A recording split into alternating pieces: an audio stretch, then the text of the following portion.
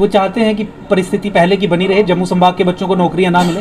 वो लोग जो जम्मू संभाग के, उन्हें कश्मीर में पोस्टिंग दीजिए। कैसे आप कश्मीर में पोस्टिंग दे सकते हैं उन्हें, जब आप सुरक्षा नहीं कर सकते उनकी? हजारों की संख्या में वहां से नॉन लोकल्स जो हैं, हिंदू हैं, सिख हैं, और धर्म आधार के आधार पे वो वापस आ रहे हैं, और आपको, आपकी नीति में कोई परिवर्तन नहीं, आपकी क्षमता ही नहीं है वहां पे। आपने जिहादी इंफ्रास्ट्रक्चर को तबाह करने का मन ही नहीं बनाया है, आपने रेडिकलाइजेशन की इंफ्रास्ट्रक्चर को तबाह करने का मन ही नहीं बनाया है, और आप हमारे बच्चों को वहां पे एक बेट की तरह, एक कैनन फॉडर की तरह, एक सैक्रिफिशियल लैम्प की तरह, कि दुनिया को कुछ दिखाना है, सब कुछ देश को कुछ दिखाना है परिस्थिति, ठीक है, आप ऐसे सैक्रिफाइस करेंगे उन्हें?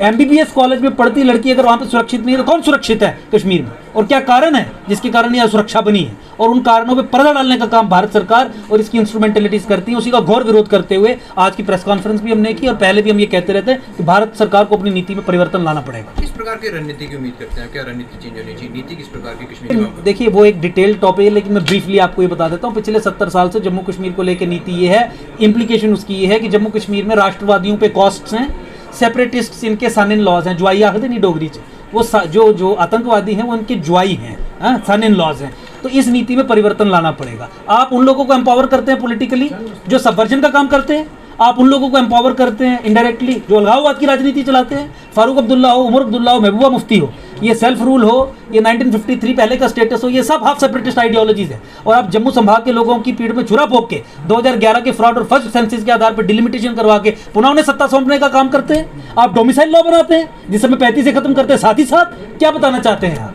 होने पे कॉस्ट है, अलगाववादी होने पे वाहवाही है।